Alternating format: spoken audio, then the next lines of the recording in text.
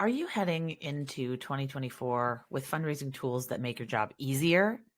Today's sponsor, Qgiv, can help. Over 20,000 fundraisers trust Qgiv to help them raise more money and improve their fundraising events. To learn more, just visit www.jcsocialmarketing.com/Qgiv. That is jcsocialmarketing.com/Qgiv to get a custom walkthrough of the platform and a free This Is My Fundraising Shirt t-shirt. Just go to jcsocialmarketing.com/Qgiv. Now, on to the show. Hello, and welcome to Nonprofit Nation. I'm your host, Julia Campbell, and I'm going to sit down with nonprofit industry experts, fundraisers, marketers, and everyone in between to get real and discuss what it takes to build that movement that you've been dreaming of. I created the Nonprofit Nation podcast to share practical wisdom and strategies to help you confidently find your voice, definitively grow your audience, and effectively build your movement. If you're a nonprofit newbie or an experienced professional who's looking to get more visibility, reach more people, and create even more impact, then you're in the right place. Let's get started.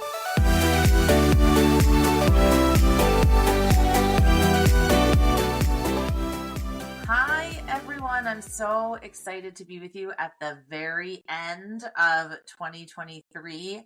Thank you so much for listening to the Nonprofit Nation podcast. And I'm just so excited. I want to wish you give you the warmest wishes for a happy holiday season and for best wishes for 2024, a happy and healthy and hopeful 2024.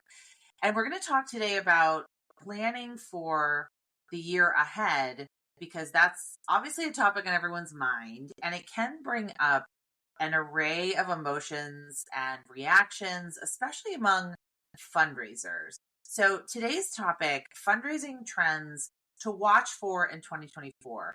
But I always say to my listeners, and I always say to my students, my clients, I'm very hesitant to talk about trends without talking about how can we incorporate these trends. How can we make them actionable, and how can we implement them? How can we analyze them and make sense of them? So we'll talk about the trends, but we're also going to talk about what we can do to prepare for the best year yet. So my guest today is Wendy Mercurio. Wendy's the content and education specialist at Qgiv, and Qgiv is actually the sponsor for December. So thank you, Qgiv. As a former development officer and development director, Wendy draws upon her nonprofit experience to create informative and inspiring content for the Qgiv audience and beyond. And Qgiv recently did a webinar where they asked fundraisers how they were feeling about 2024 planning. And the most common responses were overwhelmed, excited, hopeful, and tired already. So I completely feel all of those things all at once. But Wendy, I'm so happy to have you here again to talk about this and to talk about how fundraisers can plan for a successful 2024. Yes, thank you so much for having me. So you're here today to discuss what Qgiv found as the 5 most exciting emerging fundraising trends for the coming year. So what I'd like to do is kind of go through them one by one, and we can discuss what the trend is, what it means, and how even small nonprofits can leverage it to create even more impact. Now, the first trend is AI in fundraising. And that's something that I certainly have been reading about, talking about, thinking about. This is not just maybe what's in the headlines. It's not just ChatGPT. It's not just the generative AI that we might all know, like Dolly and Bard and Bing, but personalization, fundraising automations, there's so many different ways that this can be interpreted. So can you tell us more about this first trend and sort of why it's important? Yes. So I want to start by saying I'm totally not an expert on AI and fundraising. It is such a huge topic. There's so much being said about it, but I really am so intrigued to learn more and see how really creative fundraisers are implementing these tools. This year in 2024, and I'm sure in the many, many years ahead. And I think the use of, AI is super exciting. We talked about this in our last time I was on with you in August, but fundraisers are really busy. And I love that there are simple ways that these tools can be implemented to make the lives of fundraisers just a little bit easier. And as you mentioned, I recently did a webinar with Nonprofit Tech for Good, and I had a slide up at the beginning of my AI and fundraising section, and I asked the audience if they were currently using AI tools to support their fundraising efforts. And so 51% of folks said that they were, 43% said no, and we had about 6% that were unsure. So maybe this could be like interpreted as a trick question on my part, but for that 43% that said no, it really shows how seamless these tools have already blended sort of into like, our do you have a workspace. smartphone? And then using it. Yes. Yeah. Totally unknown, and it's really blended in so well. And, I then asked the group to help me create a word cloud on Slido, which I love doing so much. And so attendees could enter whatever word first came to their mind when they thought about AI and fundraising. And so there's a lot of buzz around this right now. And so I was really curious what the opinion was of my everyday fundraisers and my webinar attendees. And so helpful was the most popular response. But trailing right behind that was inauthentic, unknown territory, and curious. And we also had a handful of folks, throwing in X-Files and robots and aliens. So there's definitely a decent... That's what I thought of. Yeah, there's definitely a decent dose of skepticism happening around this topic as well, which is good to some extent, right? Maybe not X-Files and robots and aliens, but we should be asking questions.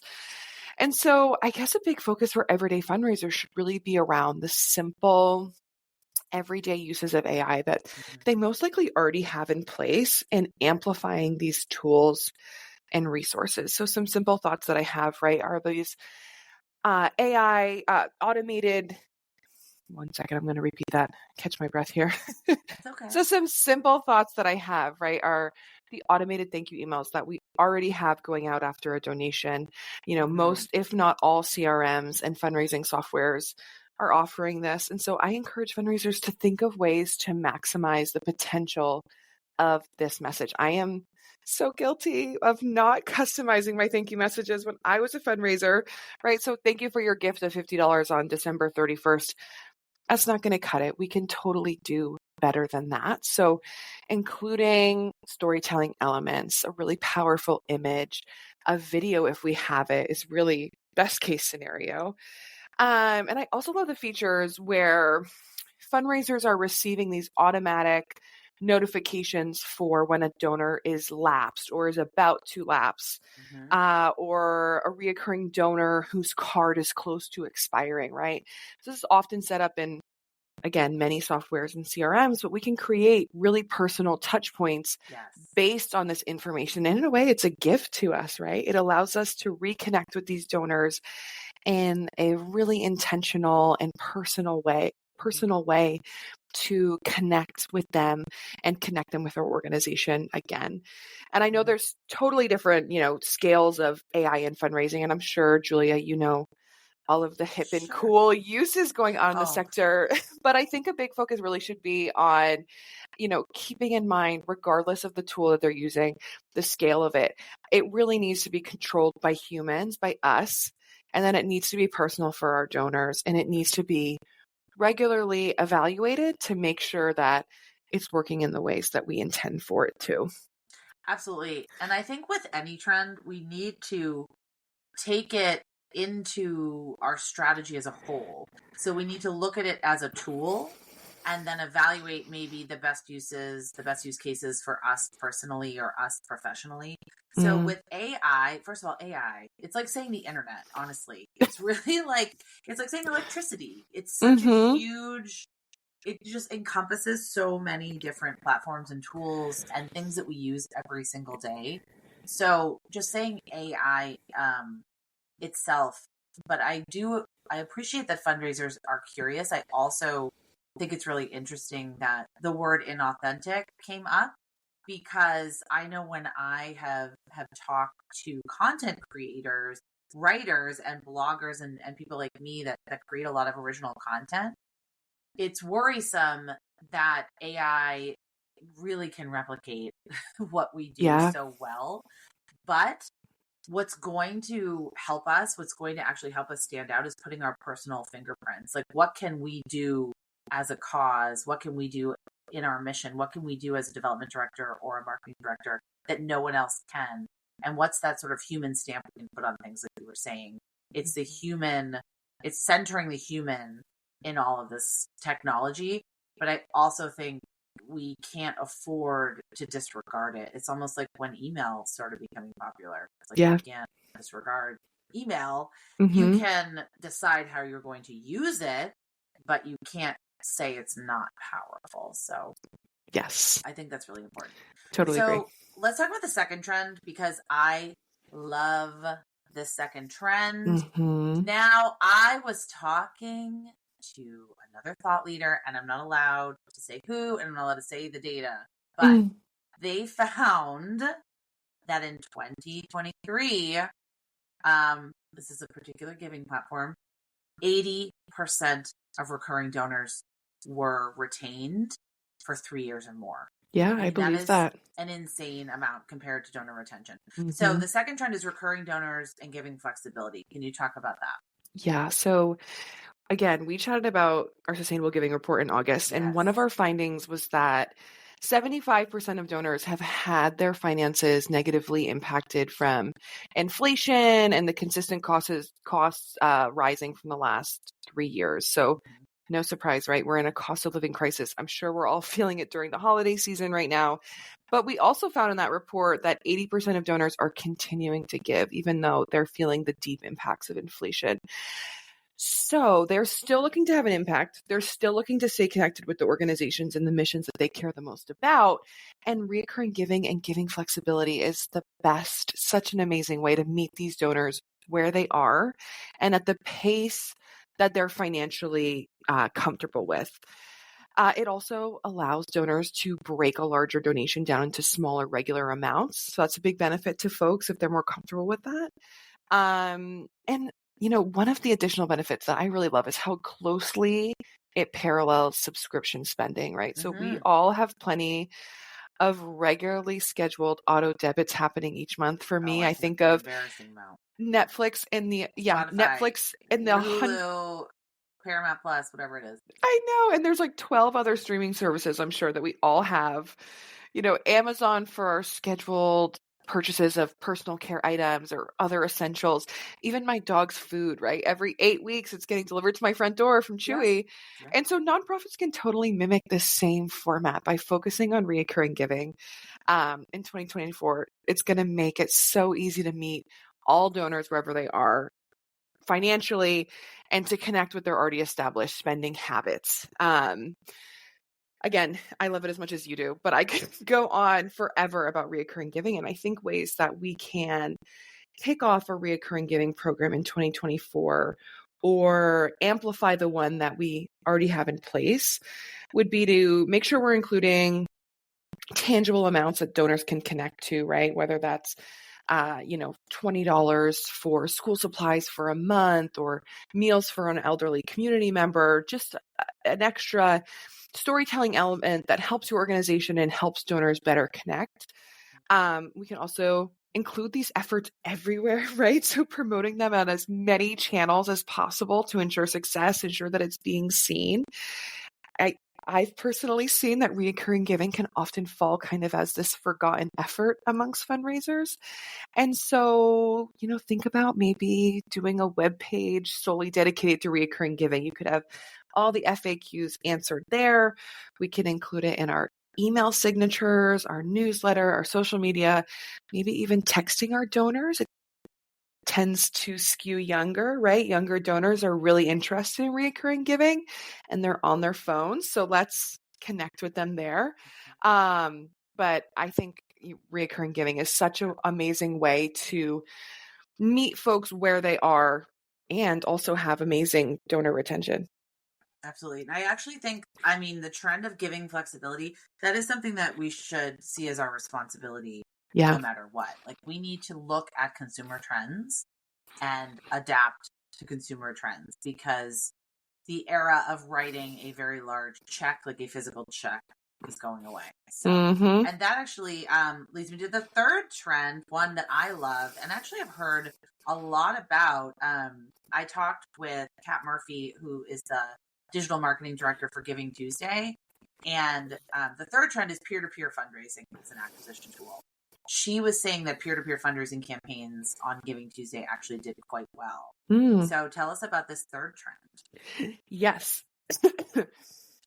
Yes. So peer-to-peer can definitely be challenging for fundraisers, I think, right? I think your brain can kind of immediately default to like a 5K and check out. But there's so many styles of peer-to-peer fundraising that can, again, provide donors flexibility and also provide so many benefits to, nonprofits and their fundraising efforts. And so we see that there's so many benefits to peer-to-peer fundraising and crowdfunding that I'm really expecting to continue into 2024, right? Expanding our organization's outreach just beyond the staff network, right? So we can take some of the burden off the constant acquisition pressures that are on fundraisers. And we can also attract new donors, right? So when Qgiv looked across all of our platforms, we found that peer-to-peer drove 50% of new donor interactions. And so that's huge. And, my dream when it comes, my dream come true when it comes to fundraising, right? Having those interactions brought to you, right? A chance to connect with a new donor is super, super exciting. And I really love that peer-to-peer can be so simple, right? We can create peer-to-peer opportunities that allow our supporters to fundraise for different causes, right? Their birthday, graduation, a memorial. And I not only love the simplicity, but it also has folks fundraising for the reasons that inspire them the most. And that's a really great way to have fully engaged peer-to-peer supporters. And peer-to-peer fundraising is really a marketing tool as well. Because when I've seen peer-to-peer fundraisers on Facebook or someone sends me an email, it's usually a cause or organization I have not heard of. And so I might make a one-time donation. I might not be a long-time supporter, but I'm learning about the different causes and the different organizations that are impacting my community. So it's an acquisition tool, but it's also marketing. It's people saying, I care about this so much that I'm willing to ask my friends and family for money to support it. So I think it's a hugely powerful tool in your toolbox. And I agree with you. It's like you said, you just have to give people the tools. You have to have it on your website. People aren't just going to wake up and say, I want to do a fundraising campaign for XYZ. I mean, they might, but a lot of us don't live in this world day to day. So right. They need that they need that little push. I always joke that, and I joke, but it is serious, that like peer-to-peer supporters and reoccurring givers are like the BFF of your organization, right? Yes. Like they want to do the work for you. They want to be there every month. Like it's a really special type of donor. Oh my gosh. Because someone asking other people for money it's really difficult. I mean, I just know as a parent, you're always being sent things to fundraise for. I'm fundraising for my daughter's basketball team, my son's Boy Scouts. I can't even count the number of things that I'm fundraising for at this particular juncture. But it is challenging if you haven't done it and if you're not, in the fundraising world, to put yourself out there like that and ask people for that. And it's just such a sign that this person is committed and really wants to go above and beyond for you. So I love that. The BFFs of the fundraising world. I love that.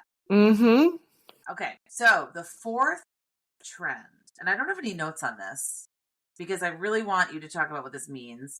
Unconventional donors. Yeah. So when I think of this, I'm immediately thinking of celebrity influencer marketing and Gen Z. So like splitting those up into two groups. And they can totally be overlooked, but they can have really large impacts for an organization. So starting with our influencers, our celebrities, our local celebrities. First, we want to make sure that they're a good fit, right? Like I think about a food blogger working with a food rescue organization. That's a really wonderful partnership. But local celebrities and influencers can really increase our brand awareness tremendously. And I always refer to this as like the halo effect, right? So members of our community will see a beloved local news anchor or this popular influencer or blogger supporting your organization and want to do the same. And I'm also really excited to talk about bit about Gen Z. So this group that is super motivated by supporting philanthropic causes. All this info we found in Qgiv's Sustainable Giving Report, but a third of Gen Z see their philanthropic support as part of their legacy, which was the highest, I believe, amongst all generations. And we also found that Gen Z are vetting the organizations they support. So they are checking impact reports. They care about your organization's online presence. And so focusing and amplifying our social media and our web pages to connect with them is really powerful. No surprise here. We also found that they are preferring digital payments, right? So they're giving via text, on social media in response to a social media call to action. And cool ways that we can attract and retain Gen Z donors would be to get mobile, right? Ensure our donation forms and our website and social media are looking good. They're up to date. They're accurate. We don't want any broken links. And we can also keep this group really engaged. So we found that Gen Z are expecting more regular updates than their older generations, which is kind of exciting. We can chat with them more about what we're working on. One really cool stat about Gen Z is that they are excited to participate in peer-to-peer fundraising. Yes. So getting back to our last trend that we just chatted about, but 84% would be willing to fundraise for your organization. So they might not have the deepest pockets yet, but their networks are really valuable to a nonprofit as well. And I would love to share an example of a school in Connecticut called Medina Academy. And they set a goal of raising $4,000 to fund the relief efforts and support Islamic Relief USA and their efforts in Turkey and Syria after the really devastating earthquakes this past February. So it's a school up to 12th grade. They had a goal of $4,000 and they ended up raising well over $45,000. And so I really, really hope that fundraisers will view their relationships with these philanthro kids, with these Gen Z donors, as a long-term investment for your organization. I have a really great example of this unconventional donor model. So where I live in Wenham, but it's right next to Beverly, Massachusetts. So there's a very popular Instagram account. It's called Entering Beverly. No one knows who runs it. It's usually just memes making fun of, what it's like to live in Beverly. But Beverly is a big city, 40,000 people. And of course, there's people that have lived there and that have moved away. So they have, thousands of followers on Instagram. And on Halloween, I don't know who did, we don't know, they never caught them. Someone set fire to a historical property in Beverly and damaged it. And so the people that run Entering Beverly, they did a fundraiser. And now everyone just thought, oh, they're just silly memes. They're just making fun of, Beverly, and they're just like posting like silly things.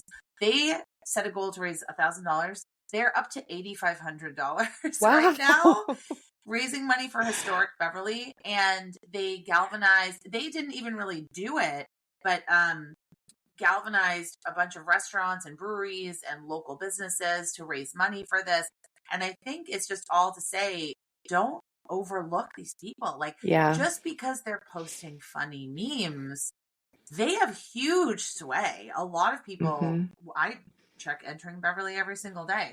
So people listen to what they have to say and they have a huge audience. So I think that's so important. Like, don't write them off because they're not sharing news articles or things that are, more serious. Yeah. So I think, and also Gen Z, talk about Gen Z. I mean, that's really what they're paying attention to, are these influencers and creators. Yeah. So the fifth trend, and I think it really goes back to this theme of let's meet donors where they are, digital wallets for easy payments. And you cited a recent study from Forbes that found over half of Americans prefer to use digital wallets as a payment method. And most people who use digital wallets are spending more. And over half of the people surveyed would stop shopping with a vendor that did not allow digital wallet payments. Yeah. So let's talk about how nonprofits can use digital wallets. Yeah, so there was three really big findings from this Forbes article that stood out to me. And so my first thought is, how can we transfer this to fundraising? And so the first big finding was over half of Americans are preferring to use digital wallets. So I'm interpreting this as organizations need to accept digital wallet payments to meet that 53% of the population where they are. That is a lot of people. That's a lot of Americans that we want to, cultivate or retain as donors for our organization. The article also found that Americans are spending more using digital payments. So hopefully, fingers crossed, right, this will transfer to donations being larger and my organization receiving larger gifts as well. And the third finding that really stood out to me was that over half of respondents would stop shopping with a merchant if digital wallets weren't offered. So, yeah, I can assume a donor might do the same, right, and stop supporting my organization if digital wallet payments are not accepted. Or so might be a deterrent while they're paying if they don't find it on the page, right? 100%. And so your online donation or payment processor should really be able to help you implement this like super, super easily. So Qgiv, for example, what I know best, right? We provide online donation forms that nonprofits can add directly to their website or whatever campaign they've got going on. And these forms include PayPal and Venmo and Apple Pay. And it's an option for donors to complete their gift instead of manually entering in all of that credit card information. And so I think it's going to be really popular in 2024. I should say continue to be very popular in 2024 for so many reasons, right? First of all, it's exciting because it's primarily used by younger and more tech savvy consumers and donors. So again, a really exciting way to entice these younger generations to our organization. It's going to increase donor. You good? Oh, yeah. It's going to increase donor trust and safety. So names such as PayPal, right, for example, are internationally trusted and recognized. So donors are going to feel safe seeing that and giving a donation to your organization. I should probably put this on the top of my list here, but ease of use, right? Convenience is king. This is really one of the top benefits, I think. And we're also providing a really easy and streamlined checkout experience. So with only a few clicks, your donor will be able to check out.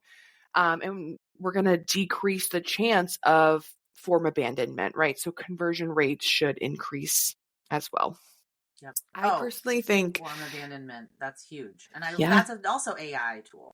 Yeah, totally. And I really think that digital wallets for nonprofits are quickly becoming an essential, right? It's not necessarily a nice to have, but more so a necessity. 100%. I just think the theme is meeting donors where they are, knocking down those obstacles to giving, and making the giving process fun and frictionless. I'm thinking of shopping on Instagram, right? You're on Instagram, you click the shop button, and then you literally just click either Venmo or PayPal or whatever it is. I've never had to physically enter in my credit card number because that takes you away from the whole process. And also it prevents that impulse buying, which probably is a good thing. But we don't want to prevent someone that is so inspired to give to us in the moment and then have that piece of friction where, they have to go find their wallet, they have to go enter their credit card, they have to find their, CVC number. That's the piece of friction. Like you just said, it's a cart abandonment, but it's donation page abandonment that we really need to be thinking strategically about. I just think we could 10x the number of donations that are made. Because people, if they're on their phone, they are not willing to fill out 30 different forms. I know. And 30 different pieces of information. They're on their phone and they're so used to just quick checkout. Oh, I don't know, Wendy, if you heard of and forgive me, everyone, if you have an Alexa, if you heard of the Reason Phenomena where you could just say, "Hey, Alexa, thank my driver." And Alexa actually asked me about this. They said, "Do you want to thank your driver?" So I didn't really learn anything about it. Tell me more though. Okay, so I don't have Alexas, I have Google's, but I typed it into my phone. So if you have an Alexa, what you want to say is, "Hey Alexa, thank my driver." Amazon will tip the last Amazon driver you had $5. No cost to you. Amazon pays for it. Wow. Oh my goodness. Yes. And if you don't have an Alexa, you can type it into your computer or on your phone in your Amazon search bar. I did this. I wrote, thank my driver. And they said, do you want to thank the last driver you had? $5, no cost to you. It's Amazon will pay for it. And I said, yes. It's amazing. Wow. Now, of course, me being a cynical Gen Xer, who knows how that's calculated and where the money really goes, and I don't know. And I'm hoping that we will get those reports from Amazon. Yeah, right. But the thought that I could just say, thank my driver, and Amazon pays $5 to my driver. I'm just thinking, what is the potential for donations? Oh my gosh. You know, like if there's an emergency, if there's an earthquake, like donate to the Red Cross, $5. I mean, I'm just thinking, what is the potential? Immediately my mind went to donations. Yeah. Because I thought that was so incredible. Like you don't even have to leave your couch and you can give $5. Yeah. So that is powerful. Talk about frictionless and easy. Right. And I apologize if you have an Alexa and they just all went off right now. But that's the kind of spirit of innovation I think that the sector should be embracing. So yeah. That's just my little story. You're so ahead of the curve. We're at time, but do you have any final thoughts when considering fundraising trends in our planning for 2024? Yeah. I think it's really important to firstly take a moment to celebrate 2023 and enjoy a moment of rest. I'm just on to the next, Yeah. And it's so easy to do as a fundraiser, right? So take that moment of rest, enjoy that little bit of peace. I know we're always thinking about well, what next? And the planning has already begun, but enjoy that peace before, the year begins and right after a busy year end. But I would also encourage folks throughout the entirety of the, year coming up to evaluate the new and old fundraising efforts, right? So your plan shouldn't be set in stone, right? Looking into new practices you've put into place and some that maybe you've had established for quite a while. And if they aren't working the way that you hoped, right? Try something new, make edits. Fundraisers are the most adaptable and motivated people. And so consistently, auditing and adjusting plans will really yield our best results for 2024. But I just wish everyone so much luck and so much fun in fundraising for next year. So exciting. And where can people find more about Qgiv and dive deeper into these trends? Yeah, so I would encourage folks to head to the Qgiv website, which is www.qgiv.com, and head to that resource tab where we home all of our helpful resources.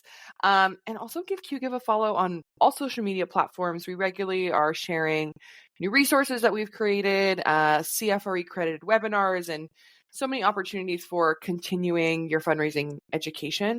And personally, I'm most active and can be found on LinkedIn. Perfect. I'll put that in the show notes. I will say two things. One is that Qgiv, you have amazing reels, and I follow the Instagram account and see all the reels. So definitely, if you want some quick and short, quick bites of information, definitely follow Qgiv on Instagram. And then also you can go to jcsocialmarketing.com/Qgiv. That's Qgiv. To get a custom walkthrough of the platform and a free "This is my fundraising shirt" t-shirt. The best shirts. Yeah, is always good to get. So totally. Wendy, thank you for taking the time. I really appreciate it. And I really look forward to talking to you about trends for the next year. I know it'll be here so soon, how fast this year went. But thank you so much, Julia, for having me. It's always so fun to be on here. So fun to chat with you. I love learning from you. So thank you.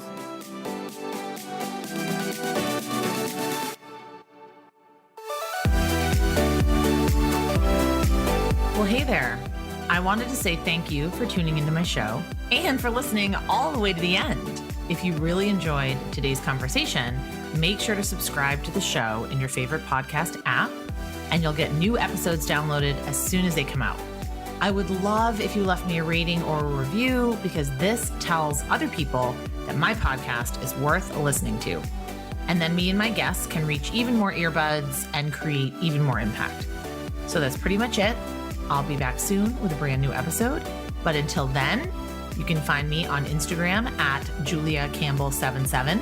Keep changing the world, you nonprofit unicorn.